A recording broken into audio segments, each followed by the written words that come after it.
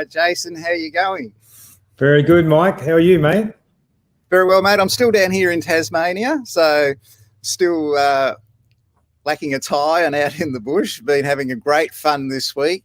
Mate, you told me last week you weren't going to come with me if on one of these programs if we had snakes in it. That's right. Is that right? Yeah, that's still the case.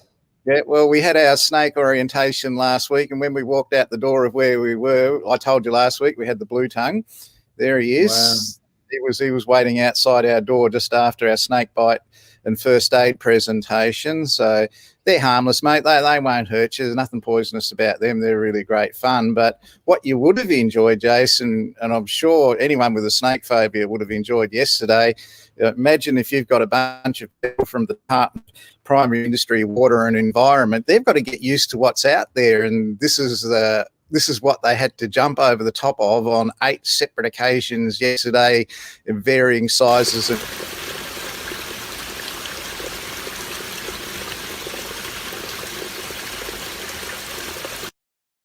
You would have enjoyed that, mate, wouldn't you? Yeah, no, thank you, mate. And let's hope that those cane toads from your area as well, mate, won't be doing anything to us guys tonight, because when things couldn't astound me more this year, and that one thing will astound me, and that is if the cane toads win tonight.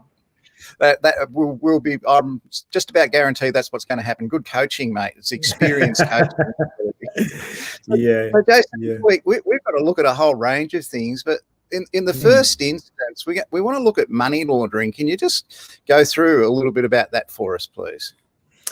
Yeah, well, quite a bit has happened this year, and people might have read these recent prosecutions with the Westpac Bank and Tabcorp has occurred over the last couple of years as well, and they're quite interesting cases. But for those of you who don't know, you may want to know, where these prosecutions are coming from. And in 2006, the federal government introduced some modern legislation dealing with anti-money laundering and counter-terrorism financing.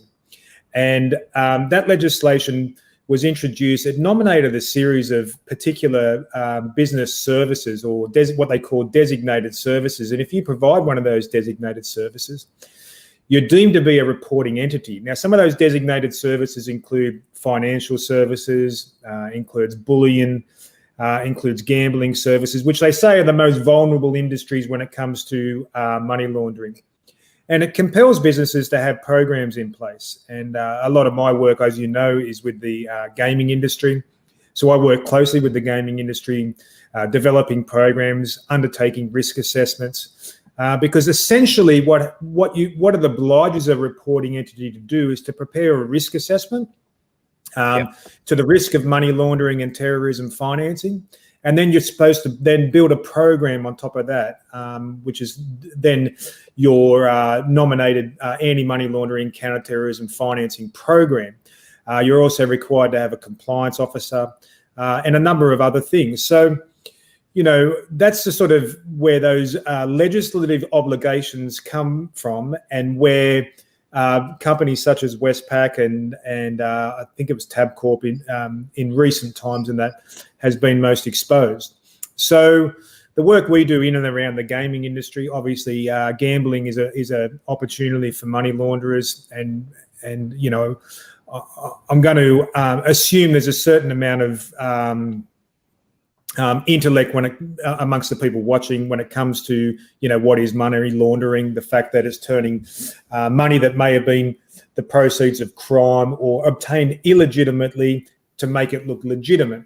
So some perfect examples where I work with gaming venues is that if you see some of the more overt examples of money laundering when it comes to the gaming industry is perhaps someone coming in, playing a roulette wheel, putting $1,000 on red and $1,000 on black, with little to no risk that you're going to lose the money, of course, unless a zero comes up. Little or no risk that you're going to lose the money, and then turning the money from that may have been the proceeds of crime to look like it was a legitimate win from a casino.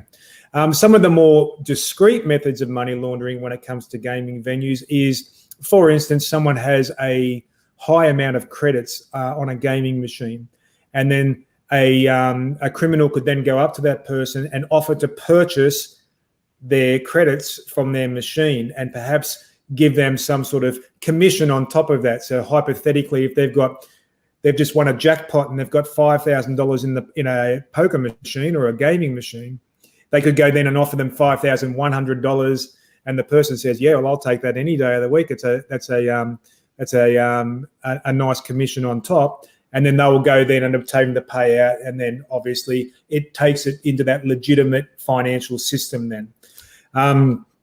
So yeah, I work with a number of gaming venues on their anti-money laundering, counterterrorism financing compliance obligations, but it's tricky legislation, and until such time as we go to a cashless society, which from what I can see probably isn't too far away.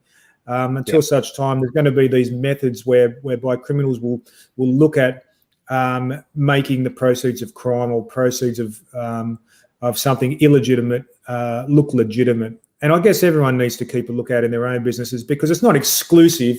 Money laundering is not exclusive just to those that are nominated under the Anti-Money Laundering and Counter-Terrorism Financing Act. There are other opportunities where money can be laundered, and obviously for the law enforcement guys, they would be well and truly familiar with that. No, fair enough. So they have some creative ways of doing it. It's never ending. And as soon as you get on top of one, they invent another one. So it's always interesting for us. Yeah, well, I'm not quite sure. I'm not quite sure if it's a myth or not, but they say the term money laundering got its origins from Al Capone back in the Prohibition era. And apparently, so the myth says, or so the I wasn't there, mate, so I'm not quite sure. But so they say that he set up a number of laundromats, and these laundromats were his method of pumping through the money he was making through alcohol sales and those activities that were prohibited, and he was pushing them through the laundromats. So hence the reason why they come up with money laundering. Oh, well, that's not a good sure. way of explaining. I can imagine the old wash tubs back then, they would have been interesting. Just aside for a minute, if you're watching, mate, you've got to connect your phone. You've got to connect your mic and your camera, mate, on your computer. Pat's got a new computer, having fun with that at the moment. Yes, that's a good way of describing it. But speaking of money laundering, proceeds of crime, it's come up on the Gold Coast this week. This young lady, she in money laundering, hid her money, $50,000 of it, in a washing machine. So she had $50,000 of drug money, they reckon, on the Gold Coast Fullerton. That's where she was hiding her proceeds of crime. Now, all someone told her to launder her money. Someone must have told her to launder her money. She followed the guidance of Al Capone. So I'm not sure if she's going to achieve that level. I'm not sure if that's going to happen, but that's what's happened. I can imagine the look on her face. I can imagine the look on her face when her boss told her, and they go and launder that money. She thought she had to do this, but she could have just went to a casino and put it through a roulette wheel. She chose, I've got to wash my money. Yeah, that's correct. That's spot on. Yep. So that's happened over the weekend. Now, I'd just like to welcome Pat Flynn along to our program right now. G'day, Pat. How you going, mate? I'm good. Hello, everybody. Hey, Pat. We're just looking at the proceeds of crime and something that happened over the weekend, mate. This young lady was found on the Gold Coast with $50,000 of unexplained cash in a washing machine. So all around Australia, state governments and the federal government have a system for covering the proceeds of crime. So if you Google the CCC in Queensland, they've got an example on there where they recovered almost $2 million from some criminals. So that's a very active one. So are ICAC, so are IBAC. They're always trying to recover the proceeds of crime. Now, why are they doing that? Just to give criminals a hard time? But basically, this is the way they look at it. They're targeting the profits of criminals to prevent reinvestment of that money back into the criminal economy.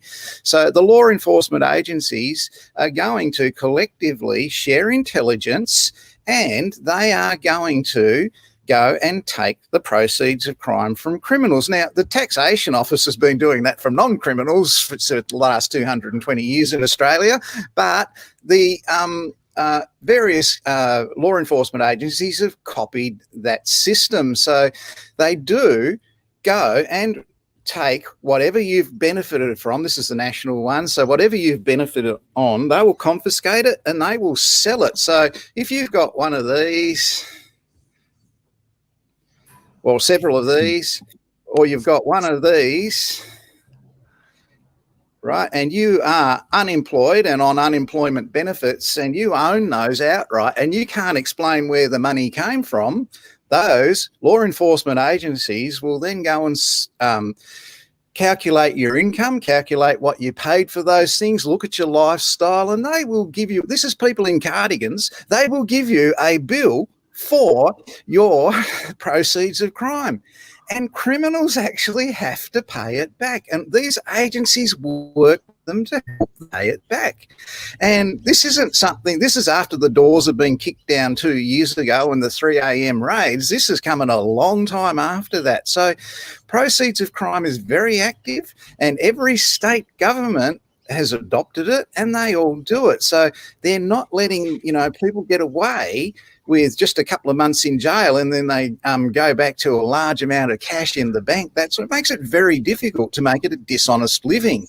So keep that in mind. So there's money laundering, there's proceeds of crime. These are the things we're doing in governance and risk management. Now, one of the things that's come up this week is this one. We have a federal politician has had a bullying and harassment claim against him.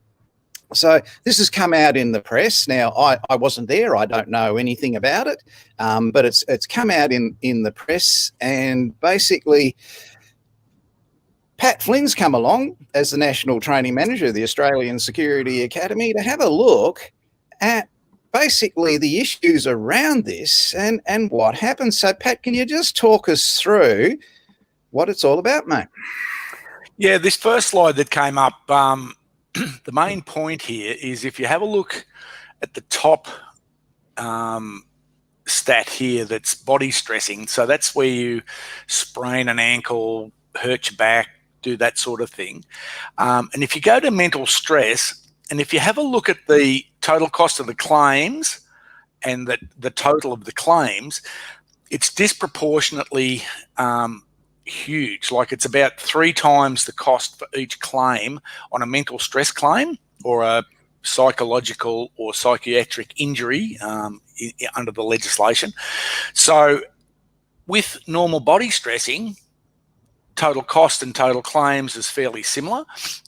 Mental stress or any of the psychological injuries, they're very expensive to deal with. And that's probably the biggest issue with that particular slide. So Pat, would a reason? I was just going to say, Pat, would a reason for that be?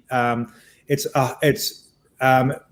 far more difficult to return someone to work on a mental stress related injury opposed to some of these other forms of injury when it comes to returning them to work and getting them back into the workforce. My word, that's spot on. The problem you've got, where you've got the statutory claims in each of the jurisdictions where your work cover stat claims, that's fine. That's where you have up to about 3 years of benefits where you have an injury and you get rehabilitated and you come back to work, or you get reassigned with a different role or whatever. When it goes to the next threshold, which in Victoria and a lot of other states, it's about a 30% total disability, you're basically talking about someone who's never going to work again. So once they never work again, that's why the claims are so high. So, yeah. Yeah, I thought there was some synergy with that because from what I've seen, and particularly with my law enforcement background as well, I had a number of my peers in that pensioned from the police for stress-related injuries. Yep. And you see it in the Defence Force as well. It's a whole lot harder to rehabilitate those people and return them to work. So bullying and harassment, as Mike's alluding to, is a big contributor to stress within the workplace. See, the other thing that's occurred now is a lot of the solicitors have got creative in the way that they do their claims lodgement now. And what they do, they'll say, okay, I've got a physical injury worth 15 or 20% total disability. And because of that physical injury, now I'm suffering stress mentally because I can't earn the income that I used to earn when I was healthy and fit. So they factor in stress claims as a part of their normal claims management now. So that's the other reason why that they're starting to gather a bit of momentum. Yeah. Okay. You run us through this one, mate? Okay.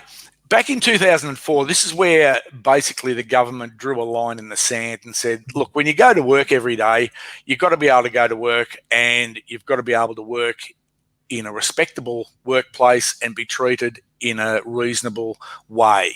Now, what happened here was this Kerr versus Australian Taxation Office, Australian Industrial Relations Commission, which is now Fair Work Australia. What they looked at there was, this was a manager, just to give you a background of the actual case, this was a manager who took a particular dislike to a staff member, and every time they had staff meetings, he would talk over this woman. He would not let her have her say. If she tried to press her point and say something, he would try and talk over her, and if she wouldn't stop, he would walk up and get right in her face, and he was very intimidating and aggressive. And basically the Australian government said, enough's enough, we can't have this anymore. So that's where it really changed in 2004.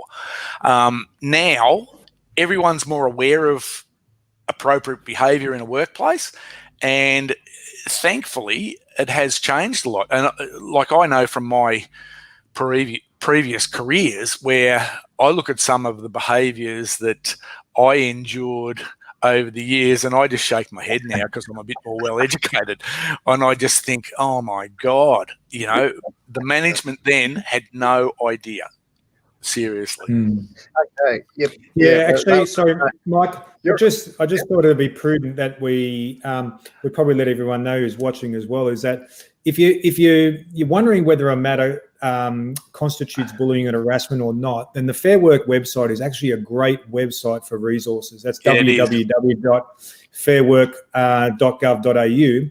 If you go to that website, they've actually got a fairly they've got a definition on what constitutes bullying and harassment and what doesn't constitute bullying and harassment, and some good examples and case studies. So I think it's a really, really good website that anyone who's involved in the investigation of these type of matters, it's important that you should map your investigation against what the definition is, because of course there are now opportunities in before the Fair Work Commission for employees to go and take action there, and Fair Work can then provide orders to companies for that type of behaviour to cease, and for those things you need to introduce.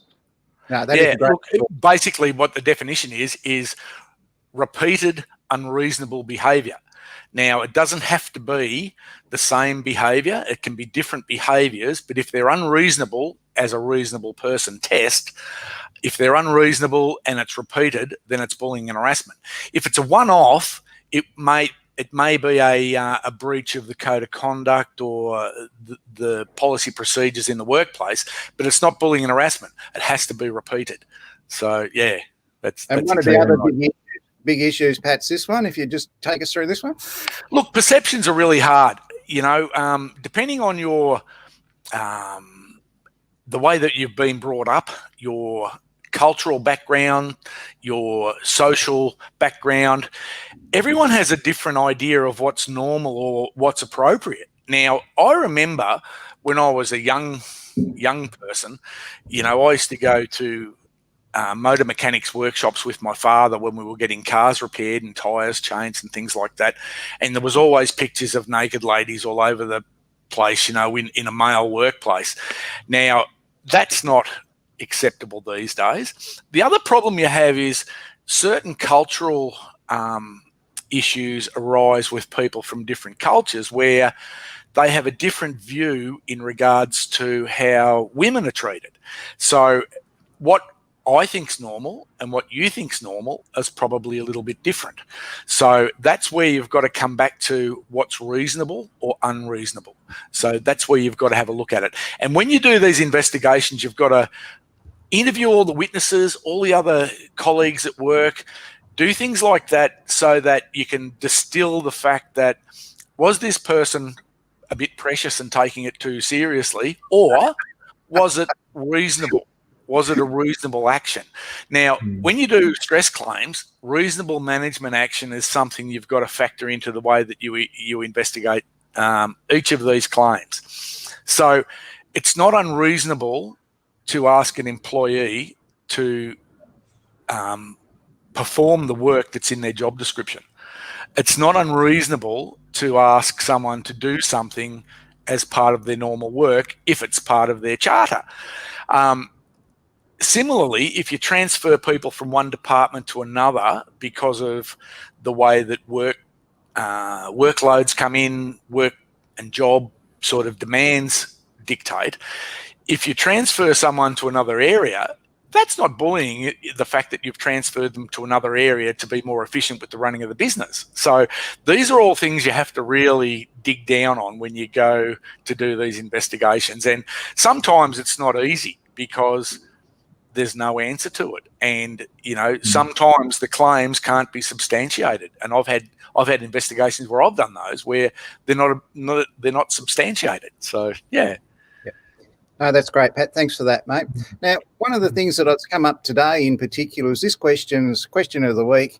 And a person wrote to me and said, Mike, I got my Certificate 3 in Investigative Services 13 years ago and worked in New South Wales with that licence since. I now want to get a Queensland investigation licence. Now, this could be a New South Wales 2A consultant licence and getting it in Victoria. It doesn't matter. So what this person has done is, do I need to get a new qualification, blah, blah, blah, all that sort of thing? What happens when you want to get an interstate qualification that you already hold, interstate license, whether it's investigation or 2A consultant risk management from New South Wales to Victoria or in reverse, it doesn't matter.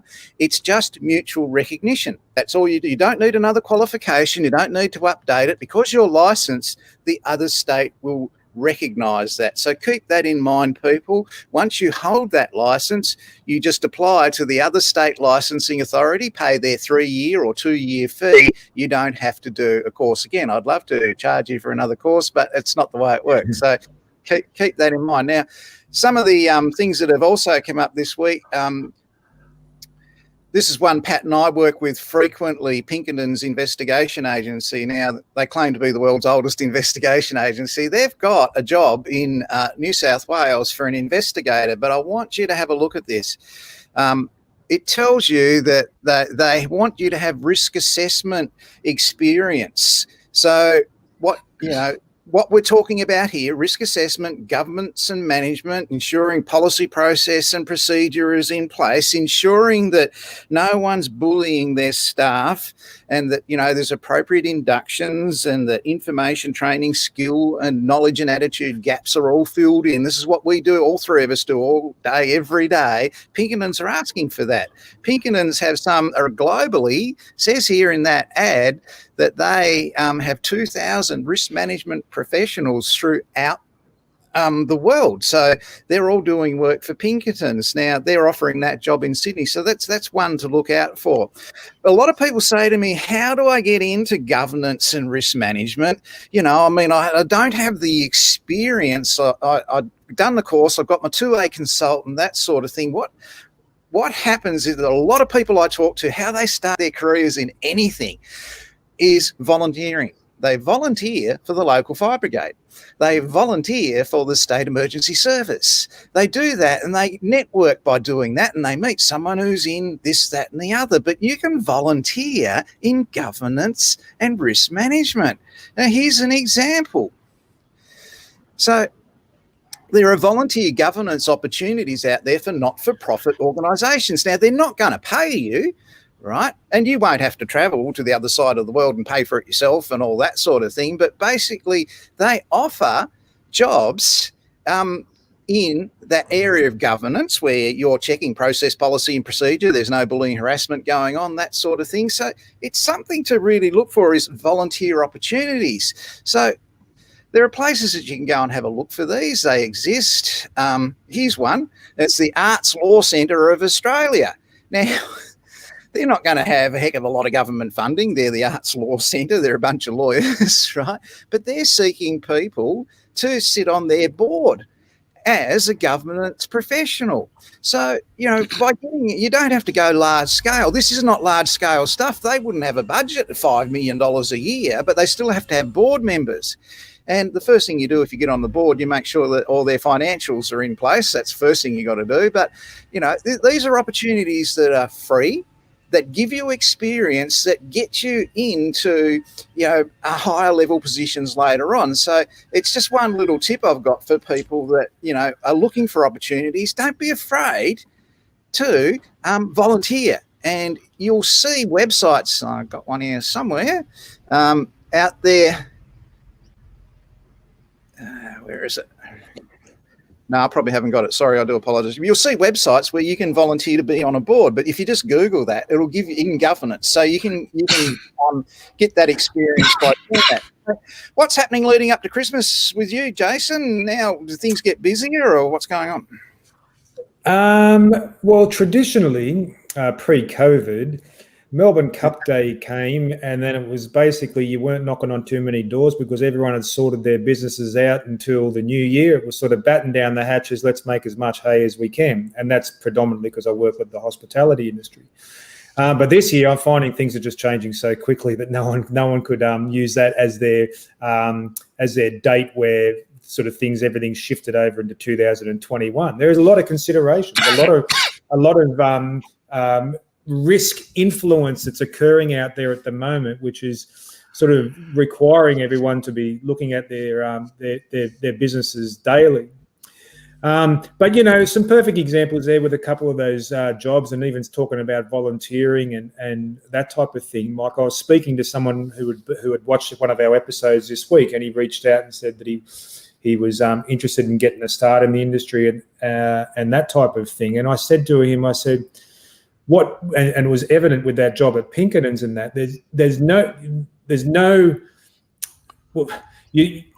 an appetite for people to be multidimensional now. And if you're single-dimensional in that you are in one sort of pigeonhole as an investigator, it's just not going to cut it anymore, because at the conclusion of investigations, there's normally things to be done. So what they want to do is they want to engage with an expert who is able to undertake an investigation, but then make recommendations based on risk-based strategies that you're talking about. So it's really, really important to try and make yourself as multidimensional as you can. And it's that particular point, potential employers, and that will start to see the value in what you've got to offer. But yeah, I think the days of being singularly dimensional, they're finished now. And the more feathers you can put to your bow, then the better you're going to be. Yeah, that's an excellent point you make, Jason. Main reason being, at the end of an investigation, you don't necessarily have to have a head on a pole marching it around the town square saying, hang on, this person's done the wrong thing. The outcome might be exactly on those recommendations where you alter your policy procedure.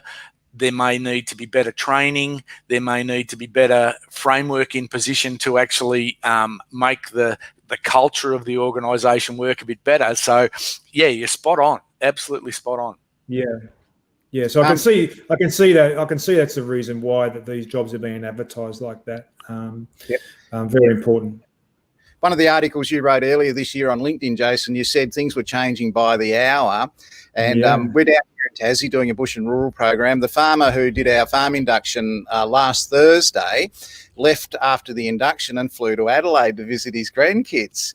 Now, he flew back the day before yesterday, and basically the Tasmanian government said he's got to self-isolate for 14 days. So yesterday we had another program with him where we were standing some 50 metres away, and he was yelling out instructions to us because he couldn't come near us. It was just the weirdest thing, and we really relied on what he had yesterday. So we went from last week, everything was fine. Then on Monday, you've got to self-isolate. He came back and he self-isolated. And I'm noticing a lot of people on LinkedIn saying they're stuck in Brisbane and they're isolating for 14 days after returning from Adelaide. So it's really turned some of those things upside down. But look, I cannot overemphasise everything today in what we do in governance and risk management is controlled by process, policy, and procedure. Now, what we do as risk managers or governance people is we use that reference point of the process, policy, and procedure to look at the criteria. And then we identify what information, knowledge, skill, or attitude gap existed that led to that. And we don't parade that head around on the pole. We actually help the organisation, government department, or the firm rebuild, move forward, and concentrate on what they've got to do. Now, that might be in the gaming industry, it might be taxation in government. We don't want them infighting over bullying and harassment. We want them knowing, okay, that information and knowledge gap has been closed now with the policy, process, and procedure, and we put on the training for it and follow right through, as Pat and Jason just said, with that multi-dimensional offer to our clients. And that's what will make you stand out in governance and risk management. Guys, look, thanks very much. We've had our 30 minutes. Please stick around. I'll have a chat to you in a moment, and we'll go out now with our ending. Thanks very much for being here, guys. Thanks, guys. Thanks, guys. If I can find it.